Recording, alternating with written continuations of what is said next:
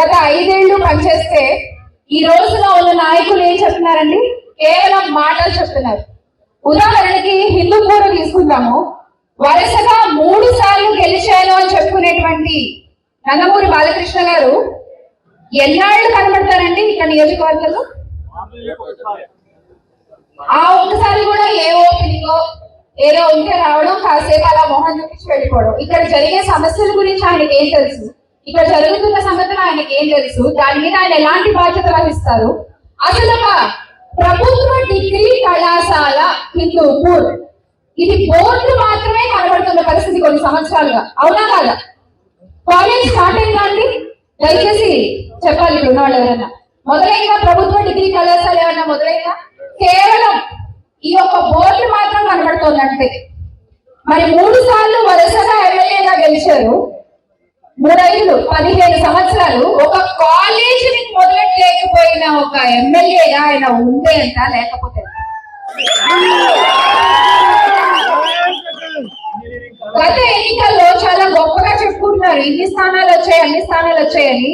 నిజంగా వాళ్ళు గెలిచిన గెలుపు ఎలాంటి గెలుపో హిందూపూర్ నియోజకవర్గమే ప్రజలందరికీ తెలియజేసిందండి. ఒక్క బూతులో ఒక్క ఓటు. కానీ నేను ఎరిగామంటే ఎప్పుడైనా ఇది దీన్ని బట్టి అర్థమవుతోంది వాళ్ళు గెలిచిన గెలుపు ఎలాంటి గెలుపు.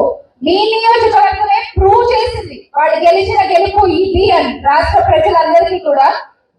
దాన్ని దృష్టిలో పెట్టుకుని ఇది ప్రజలు ఇచ్చిన తీర్పు కాదు, ఈరిగంట వల్ల గెలిచిన గెలుపు అని ప్రజలందరికీ కూడా మళ్ళీ మనం గుర్తు చేయాల్సిన పరిస్థితి. అలాగే అందరికీ నమస్కారం. నేను తేజస్వి పొడపాటి. బాలకృష్ణ గారిని మనం ఇప్పటి వరకు ఒక ఇండస్ట్రీ లెజెండ్గా, నందమూరి తారక రామారావు గారి కొడుకుగా, బసవ తారకం హాస్పిటల్ చైర్మన్గా, హిందూపూర్కి ఒక ఎమ్మెల్యేగా మాత్రమే చూసాం. కానీ బాలకృష్ణ గారు చేసిన పనుల్ని అతి తక్కువ మందికి తెలిసిన ఒక కోణాన్ని నేను ఈరోజు చెప్పాలనుకుంటున్నా. హిందూపూర్ వెళ్ళాక అక్కడ ప్రజలతో ఒక వారం రోజులు ఉన్న తర్వాత తెలిసింది బాలకృష్ణ గారిని కేవలం ఎమ్మెల్యేగా కాకుండా వాళ్ళందరూ ఒక దేవుడిలాగా, వాళ్ళ ఇంట్లో ఒక కుటుంబ సభ్యుల్లాగా ఎందుకు చూస్తున్నారు. ఎందుకంటే హిందూపూర్ చాలా వెనకబడ్డ ప్రాంతం రాయలసీమలో. ప్రపంచం అంతా డెవలప్మెంట్ గురించి మాట్లాడుతున్న రోజుల్లో కూడా హిందూపూర్లో బేసిక్ నెసెసిటీ అయిన మంచినీటి గురించి మాట్లాడే పరిస్థితి. 2024లో ఇప్పుడు కూడా మినరల్ వాటర్ బబుల్ 5 రూపాయలకే దొరుకుతుంటే 2014లో అంటే 10 ఏళ్ల క్రితం వాటర్ ట్యాంకర్ నీటిని బిందె 7 రూపాయలు పెట్టుకునే పరిస్థితి ఉండేది హిందూపూర్లో.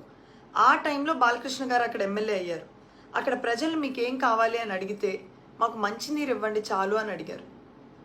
ఆ సమయంలో బాలకృష్ణ గారు ఎలాగైనా ఈ ప్రాంతానికి మంచినీళ్ళు అందించాలి అని సంకల్పించి గొల్లపల్లి రిజర్వాయర్కి 193 కోట్లు ఖర్చు పెట్టి, ఎంత కష్టమైనా ఒక పట్టువదలని విక్రమార్కుడిలాగా, ఒక భగీరథుడిలాగా ఆ ప్రాంతానికి ఎప్పటి నుంచో ఉన్న తాగునీటి సమస్యను హిందూపూర్లో తీర్చి అక్కడ ప్రజల దాహార్తిని తీర్చడమే కాకుండా హంద్రీ నివా ద్వారా ప్రతి చెరువులో నీళ్లు నింపి అక్కడ రైతులు కన్నీళ్లు కూడా తుడిచిన వ్యక్తి బాలకృష్ణ గారు.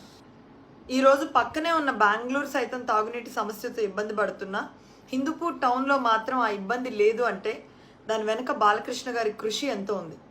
ఇక రెండో ప్రధాన సమస్య అయిన వైద్యం కోసం హిందూపూర్లో ఉన్న గవర్నమెంట్ హాస్పిటల్ని ఒక కార్పొరేట్ హాస్పిటల్ మాదిరిగా ఇన్ఫ్రాస్ట్రక్చర్ డెవలప్ చేశారు. హిందూపూర్లో ఒక మాతా శిశు వైద్యశాలను ఏర్పాటు చేశారు. ఒక డయాలసిస్ సెంటర్ని ఏర్పాటు చేశారు. ఊరి నుంచి వచ్చి చూపించుకోలేని వృద్ధుల కోసం, వికలాంగుల కోసం తన సొంత నిధులతోటి ఎన్టీఆర్ ఆరోగ్య రథం అనే ఒక మొబైల్ హాస్పిటల్ని గ్రామానికి తిప్పుతూ అక్కడున్న ప్రైమరీ హెల్త్ కేర్ని చూసుకుంటూ వాటికయ్యే మెడిసిన్ ఖర్చును కూడా తన బాధ్యతగా తీసుకున్నారు.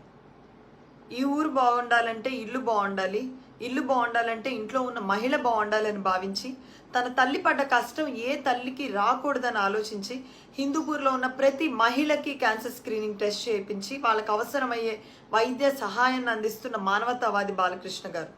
కరోనా సమయంలో కూడా అధికారంలో లేనప్పటికీ 2 కోట్లు తన సొంత నిధులతోటి ఖర్చు పెట్టి గవర్నమెంట్ హాస్పిటల్లో అవసరమయ్యే వెంటిలేటర్ కిట్స్, ఎక్స్రే మెషిన్స్ తెప్పించడమే కాకుండా ప్రతి గ్రామానికి, ప్రతి వార్డుకి మెడికల్ కిట్లు పంపిణీ చేయించారు.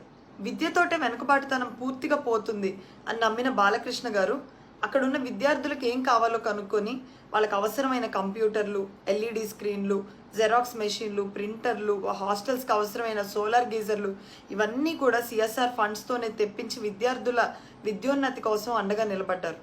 అంతేకాకుండా అక్కడున్న యువత ఉపాధి కోసం లేపాక్షి నాలెడ్జ్ భూముల్లో, టేకులోడు సెస్ భూముల్లో ఎలాగైనా భారీ పరిశ్రమలు తెచ్చి హిందూపూర్ వెనకబాటుతనాన్ని పోగొట్టడమే కాకుండా అక్కడున్న యువతకి ఉపాధి కల్పించాలన్నది బాలకృష్ణ గారి కళ.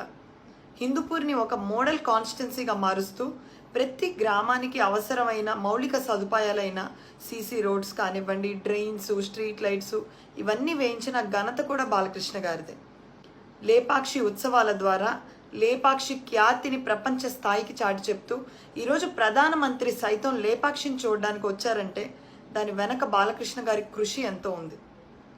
వీరాపురం అనే ఒక అద్భుతమైన బర్డ్ శాంచురీని టూరిజం హబ్గా మార్చాలన్న దానికోసం ఎంతో కృషి చేస్తున్నారు. 2 రూపాయలకే కిలో బియ్యం అందించి అన్న నందమూరి తారక రామారావు గారు ప్రతి ఇంట్లో ఒక పెద్ద కొడుకు స్థానంలో నిలిస్తే ఈరోజు హిందూపూర్కి అనేక అవసరాల కోసం వచ్చే ప్రతి పేదవాడి కడుపు నింపాలన్న ఆలోచనతో 2 రూపాయలకే అన్నా క్యాంటీన్ భోజనాన్ని అందుబాటులోకి తెచ్చి కుటుంబంలో ఒక పెద్ద కొడుకులాగా బాలకృష్ణ గారు మారారు.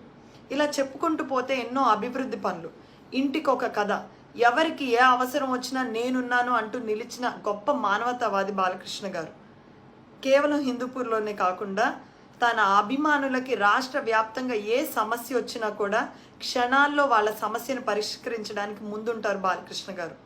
ఇలాగా విద్య, వైద్యం, ఉపాధి, నీరు, ఇన్ఫ్రాస్ట్రక్చర్, టూరిజం ఇలా అన్ని రంగాల్లో హిందూపూర్ని అద్భుతంగా డెవలప్ చేసి ముందు పెట్టి అక్కడున్న ప్రజలందరికీ ఒక కుటుంబ సభ్యుల్లాగా చూసుకుంటుంటే ఆ ప్రాంతంలో ప్రజలు మరి దేవుడనే కదండి పిలుస్తారు. ఒక ఇండస్ట్రీ లెజెండ్గా, ఒక టీవీ షో హోస్ట్గా, బసవ తారకం క్యాన్సర్ హాస్పిటల్ ద్వారా కొన్ని వేల మంది జీవితాల్లో వెలుగులు నింపుతున్న ఒక చైర్మన్గా, అలాగే ఒక హిందూపూర్కి ఎమ్మెల్యేగా ఎంతో అభివృద్ధి చేసిన బాలకృష్ణ గారు రాష్ట్రంలో ఉన్న ఎందరో ఎమ్మెల్యేలకు ఒక స్ఫూర్తి. మీడియా వాళ్ళు ఆయన మీద ఉన్న ట్రోల్స్ని కాదండి, ఆయన చేసిన మంచిని, ఇలాంటి ఒక గొప్ప వ్యక్తిత్వాన్ని ప్రపంచానికి పరిచయం చేయండి. రాష్ట్రంలో ఎంతో మందికి స్ఫూర్తిగా నిలుస్తారు. బాలకృష్ణ గారు హిందూపూర్కి దొరకడం నిజంగా హిందూపూర్ చేసుకున్న అదృష్టం.